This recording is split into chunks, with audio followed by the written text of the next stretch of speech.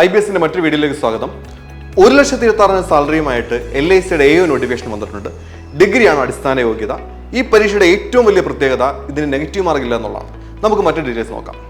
Recruitment of assistant administrative officers vacancy നോക്കാം. 350 വേക്കൻസിയാണ് total vacancy പറഞ്ഞേക്കുന്നത്. അതിൽ അൺറിസർവ്ഡ് കാറ്റഗറിക്ക് 142, EWSന് 38, OBCക്ക് ബാക്ക്ലോഗ് ഉൾപ്പെടെ 91, STക്ക് ബാക്ക്ലോഗ് ഉൾപ്പെടെ 28, SCക്ക് 51. ഇങ്ങനെയാണ് ടോട്ടൽ വേക്കൻസി 350 ആണ്. നല്ല വേക്കൻസീസ് ഉണ്ട്. ഇനി നമുക്ക് നോക്കേണ്ട ഡേറ്റ്സ് ആണ്, important dates. Application date 2005 August 16 തുടങ്ങി 2005 സെപ്റ്റംബർ 8 അവസാനിക്കും. പിന്നീട് നമ്മൾ നോക്കേണ്ടത് പ്രിലിംസിൻ്റെ ഡേറ്റ് എങ്ങനെയാണെന്ന് നോക്കുമ്പം 2005 ഒക്ടോബർ 3 പ്രിലിമിനറി പരീക്ഷ നടക്കുന്നത്. മെയിൻസ് നടക്കുന്നത് 2005 നവംബർ തന്നെ. പെട്ടെന്ന് തന്നെയാണ് പരീക്ഷകൾ വരാൻ പോകുന്നത്.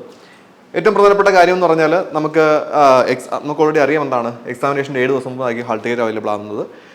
ഓക്കെ, ആ ഡേറ്റ് ഒന്നുകൂടെ നോക്കുക. ഈ കൃത്യമായ ഷെഡ്യൂൾ തന്നിട്ടുണ്ട്. ഒക്ടോബർ നവംബർ മാസത്തിൽ നമ്മുടെ പ്രിലിംസും മെയിൻസും നടക്കും. അപ്പോൾ നല്ലവണ്ണം പ്രിപ്പയർ ചെയ്താൽ ഉടനെ തന്നെ നിങ്ങൾക്ക് എന്താണ് ജോലി കയറാൻ പറ്റുന്ന ഒരു അവസരം തന്നെയാണ്. അവിടെ നമ്മൾ നോക്കേണ്ടത് ഏജ് ആണ്. ഏജ് സാധാരണ നമ്മുടെ POയുടെ ഏജ് ലിമിറ്റ് ആണ് പറഞ്ഞേക്കുന്നത് 21 മുതൽ 30 വയസ്സ് വരെയാണ് പറഞ്ഞേക്കുന്നത്. SC STക്ക് 5 വർഷവും OBCക്ക് 3 വർഷവും PWBD ജനറൽ കാറ്റഗറിക്ക് 10 വർഷവും SC STക്ക് കാറ്റഗറിക്ക് 15 വർഷവും PWBD OBC കാറ്റഗറിക്ക് 13 വർഷം അങ്ങനെ റിലാക്സേഷൻ പറഞ്ഞിട്ടുണ്ട്. അപ്പം നമ്മുടെ ജനറൽ കാറ്റഗറിക്ക് വരുന്നത് 21 മുതൽ 30 വയസ്സ് വരെയാണ് ഏജ് ലിമിറ്റ് വരുന്നത്. പിന്നെ നമ്മൾ നോക്കേണ്ടത് ബെനിഫിറ്റ്. ബേസിക് പേ പറയുന്നുണ്ടോ? 88,635 രൂപയാണ് ബേസിക് പേ പറയുന്നത്. ഒരു ഡിഗ്രിക്കാരൻ നമ്മൾ ഇതിനകത്ത് നോക്കണം. യോഗ്യത പറയുന്നത് എന്താണ്? Educational qualification bachelor degree in any discipline from A recognised university. ഏതെങ്കിലും ഫീൽഡിൽ ഒരു റെക്കഗ്നൈസ്ഡ് യൂണിവേഴ്സിറ്റിയിൽ നിങ്ങൾക്ക് ഡിഗ്രി ഉണ്ടെങ്കിൽ നിങ്ങൾക്ക് ഈ പരീക്ഷയ്ക്ക് അപ്ലൈ ചെയ്യാം. ഈ പോസ്റ്റിലേക്ക് നിങ്ങൾക്ക് സെലക്ട് ആവാം. ഓക്കെ, അപ്പോൾ ഡിഗ്രി ഉണ്ടെങ്കിൽ നമുക്ക് കിട്ടാൻ പോകുന്ന ബേസിക് സാലറി 88,635 ആണ്. ഇൻ A ക്ലാസ് സിറ്റീസിൽ നിങ്ങൾക്ക് തുടക്കത്തിൽ തന്നെ കയ്യിലേക്ക് കിട്ടാൻ പോകുന്ന സാലറി എന്ന് വെച്ചാൽ 1,26,000 രൂപയാണ്. അപ്പോൾ ആലോചിച്ച് നോക്കി എത്രത്തോളം വലിയൊരു ഓപ്പർച്യൂണിറ്റിയാണ്.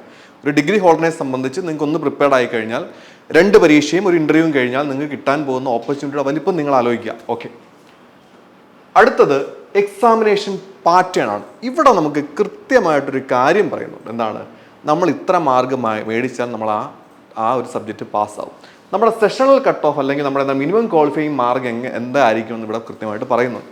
നോക്കിയേ, റീസണിങ് എബിലിറ്റിക്ക് 35 ചോദ്യങ്ങൾ 35 മാർക്കാണ്. SC ST PWD കാൻഡിഡേറ്റ്സിന് 16 മാർക്ക് മേടിച്ചാൽ അവർ റീസണിങ് പ്രിലിംസിൻ്റെ പാസ്സാവും. അതേഴ്സിനാണെങ്കിൽ 18. അപ്പോൾ 20 മിനിറ്റ് ആണ് പരീക്ഷ. മിനിമം ക്വാളിഫയിങ് മാർക്ക് SC STക്ക് 16ഉം അതേഴ്സിന് 18ഉമാണ്. ക്വാണ്ടിറ്റേറ്റീവ് ആപ്റ്റിറ്റ്യൂഡ് 35 ചോദ്യങ്ങൾ 35 മാർക്ക്. 16 മാർക്ക് തന്നെയാണ് SC STക്ക് വരുന്നത്. അതേഴ്സിന് 18 മാർക്ക്. 20 മിനിറ്റ് ആണ് പരീക്ഷയുടെ സമയം. ഇംഗ്ലീഷ് ലാംഗ്വേജ് 30 ചോദ്യങ്ങൾ 30 mark. SC STക്ക് 9 mark. Others 10 mark. 20 minute ആണ്. അപ്പോൾ ആലോചിക്കുക, നമ്മുടെ പരീക്ഷയുടെ ആ ഒരു പാറ്റേൺ നോക്കുമ്പോൾ നമ്മുടെ സാധാരണ IBPS SBA POയുടെ അതേ പാറ്റേൺ തന്നെയാണ് വന്നേക്കുന്നത്. പക്ഷേ ഇവിടെ എന്താണ്, നമുക്ക് എത്ര മാർക്ക് വേണം ക്വാളിഫൈ ആണെന്ന് കൃത്യമായിട്ട് പറയുന്നുണ്ട്. ഇപ്പോൾ 18, 36, 10, 46 മാർക്ക് ഉണ്ടെന്നുണ്ടെങ്കിൽ നമ്മൾ എന്താണ് പ്രിലിംസ് പാസ്സാവുമെന്നാണ് പറയുന്നത്. ഓക്കെ, അടുത്തത് മെയിൻസ് എക്സാമിനേഷൻ. അതിലുണ്ട് പ്രത്യേകതകൾ. റീസണിങ് എബിലിറ്റി 30 ചോദ്യങ്ങൾ 90 മാർക്ക് എന്ന് വെച്ചാൽ ഒരു ചോദ്യത്തിന് 3 മാർക്ക് വീതം. ഒരു SSC ലൈനിൽ പാറ്റേൺ ആണ് വന്നേക്കുന്നത്. SSCയുടെ ചോദ്യങ്ങൾക്ക് നമ്മൾ CGLന്റെ ചോദ്യങ്ങൾക്ക് എന്താണ് ഒരു ചോദ്യത്തിന് 3 മാർക്കുള്ള ചോദ്യങ്ങളുണ്ട്. അപ്പോൾ നോക്കിയേ, അവിടെ മിനിമം പറയുന്നത് SC STക്ക് 40 മാർക്ക് വേണം. ഒരു എന്താണ് മിനിമം ക്വാളിഫയിങ് മാർക്കായിട്ട് പറയുന്നത്. അതേഴ്സിന് 45 മാർക്കാണ്. റീസണിങ് എബിലിറ്റി പറയുന്നത് 40 മിനിറ്റ് ആണ് നമ്മുടെ ടൈം തന്നേക്കുന്നത്. ജനറൽ നോളജ് 30 ചോദ്യങ്ങൾ 60 മാർക്ക്. അപ്പോൾ എന്താണ് ഒരു ചോദ്യത്തിന് 2 മാർക്ക് വെച്ചായിരിക്കും പ്രതീക്ഷിക്കേണ്ടത്. 27 മാർക്കാണ് അവിടെ SC STക്ക് ക്വാളിഫയിങ് മാർക്കായിട്ട് പറഞ്ഞേക്കുന്നത്. ജനറൽ കാറ്റഗറിക്ക് അല്ലെങ്കിൽ അതേഴ്സിന് 30 മാർക്കാണ്. 20 മിനിറ്റ് ആണ് പറഞ്ഞേക്കുന്നത് ജനറൽ നോളജിന്. പിന്നെ ഡേറ്റ അനാലിസിസ് ആൻഡ് ഇന്റർപ്രിട്ടേഷൻ അല്ലെങ്കിൽ QA, അതും 30 ചോദ്യങ്ങൾ 90 മാർക്കാണ്. ഒരു ചോദ്യത്തിന് 3 മാർക്ക് വെച്ച് പ്രതീക്ഷിക്കാം. അതും 40ഉം 45ഉം ആണ് ക്വാളിഫയിങ് മാർക്ക് പറഞ്ഞേക്കുന്നത് SC STക്കും അതേഴ്സിനും. 40 മിനിറ്റ് ആണ് ഡ്യൂറേഷൻ വന്നേക്കുന്നത്. Insurance and financial market awareness. നമുക്കറിയാം, നമ്മൾ ബാങ്ക് എക്സാമിൻ്റെ പാറ്റേണിൽ നിന്ന് ചെറിയൊരു വ്യത്യാസം വരുന്നത് എന്താണ്, ഈ നമ്മൾ ഫിനാൻഷ്യൽ എക്കണോമിക് അവയർനെസ്സിൽ എന്നുള്ളൊരു ഒരു ടോപ്പിക്ക് പഠിക്കുന്നതിനേക്കാളും കുറച്ച് ഇൻഷുറൻസിന് കൂടുതൽ പ്രാധാന്യം കൊടുത്ത് വേണം നമ്മൾ ആ ടോപ്പിക്ക് മെയിൻസിന് വേണ്ടി പഠിക്കേണ്ടത്. അപ്പോൾ അതിന് വരുന്ന 30 ചോദ്യങ്ങൾ 60 മാർക്ക്. അവിടെ 27, 30 ആണ് ആ ക്വാളിഫയിങ് മാർക്ക് പറയുന്നത്. 20 മിനിറ്റ് ആണ് അതിന് വന്നേക്കുന്നത്. ടോട്ടൽ 120 ചോദ്യങ്ങൾ 300 മാർക്ക്. 2 മണിക്കൂറാണ് നമ്മുടെ ഒബ്ജക്റ്റീവ് ടൈപ്പ് പരീക്ഷ. പിന്നെ ഇംഗ്ലീഷ് ലാംഗ്വേജിൻ്റെ എന്താ ഡിസ്ക്രിപ്റ്റീവ് പരീക്ഷയുണ്ട്, 2 ചോദ്യങ്ങളാണ്, മാക്സിമം മാർക്ക് 25ആണ്. പിന്നെന്താണ് അവിടെയും ക്വാളിഫയിങ് മാർക്ക് പറയുന്നത് എന്താണ്, 9 മാർക്ക് SC/STക്കും അതേഴ്സിന് 10 മാർക്കും 30 മിനിറ്റാണ്. അപ്പം നമുക്ക് അത്യാവശ്യം നല്ലൊരു പ്രിപ്പറേഷൻ ഉണ്ടെങ്കിൽ ക്രാക്ക് ചെയ്യാൻ പറ്റുന്ന ഒരു പരീക്ഷയാണ്.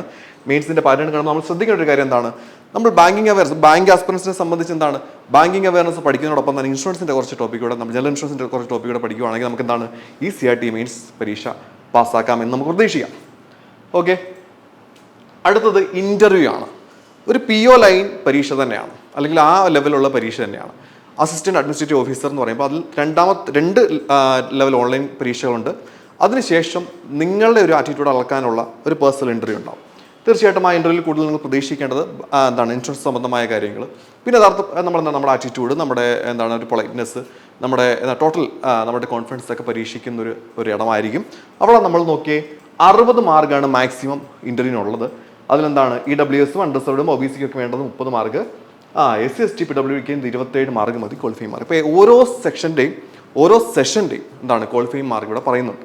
ഓക്കെ, അതാണ് ഈ ഒരു നോട്ടിഫിക്കേഷനിൽ ഏറ്റവും വലിയ പ്രത്യേകത. അടുത്ത് നമ്മൾ നോക്കേണ്ടത് എന്താണ്, പിന്നെ ആപ്ലിക്കേഷൻ ഫീസാണ്. ഇപ്പോൾ നമ്മൾ നോക്കേണ്ട ആപ്ലിക്കേഷൻ ഫീസ് വരുന്നത് SC/ST PWD കാൻഡിഡേറ്റ്സിന് 85 രൂപയും അതർ കാൻഡിഡേറ്റ്സിന് 700 രൂപ പ്ലസ് GST, അപ്പം 850 രൂപയ്ക്ക് അടുത്ത് നമുക്ക് എന്താണ് ആപ്ലിക്കേഷൻ ഫീസ് വരും. അപ്പോൾ ഇതാണ് നമ്മുടെ ഈ നോട്ടിഫിക്കേഷൻ്റെ ഡീറ്റെയിൽസ്. ഒരു ഡിഗ്രി ഹോൾഡറിനെ സംബന്ധിച്ച് 2 ഓൺലൈൻ എക്സാമിനേഷനും ഒരു ഇൻ്റർവ്യൂയും കഴിയുമ്പോൾ നിങ്ങൾക്ക് കിട്ടാൻ പോകുന്ന ഏറ്റവും മികച്ചൊരു അവസരം തന്നെയാണ്. 1,26,000 രൂപ വരെ സ്റ്റാർട്ടിംഗ് സാലറിയാണ്. ഇതിൻ്റെ ഏറ്റവും വലിയ പ്രത്യേകത നെഗറ്റീവ് മാർക്ക് ഇല്ലാതെ നിങ്ങൾക്ക് പരീക്ഷ എഴുതാം. പിന്നെ നമുക്ക് എന്താണ് അറിയാം, ബാങ്ക് ഇൻഷുറൻസ് മേഖലകളിലെ നോട്ടിഫിക്കേഷൻ വന്നുകൊണ്ടേയിരിക്കുകയാണ്. ഒരുപാട് നോട്ടിഫിക്കേഷൻസ് റണ്ണിങ്ങിലാണ്. പരീക്ഷകൾ തുടങ്ങി. SBPR പ്രിലിംസ് കഴിഞ്ഞു, IBPSPR പ്രിലിംസ് ഈ മാസം 23-24 തീയതി നടക്കാൻ പോവുകയാണ്. അപ്പോൾ ഏറ്റവും ബിസി ഷെഡ്യൂൾ തന്നെയായിരിക്കും നിങ്ങളുടെ പ്രിപ്പറേഷൻ. കൃത്യമായി പ്ലാൻ ചെയ്ത് പഠിക്കുക.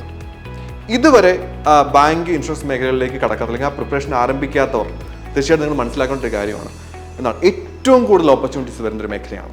ഒരു വർഷം 20ലധികം എക്സാം നടക്കാൻ പോകുന്നത് ഒരേ സിലബസിൽ തന്നെ. This is the right time. ഇതുവരെ പ്രിപ്പറേഷൻ ആരംഭിക്കാത്തവർക്ക് ഏറ്റവും മികച്ച സമയം തന്നെയാണ്. IBSന്റെ ഓൺലൈൻ ഓഫ്ലൈൻ ബാച്ചുകൾ നിങ്ങൾക്ക് വേണ്ടി സജ്ജമാണ്. So join with IBS and get ready for the success.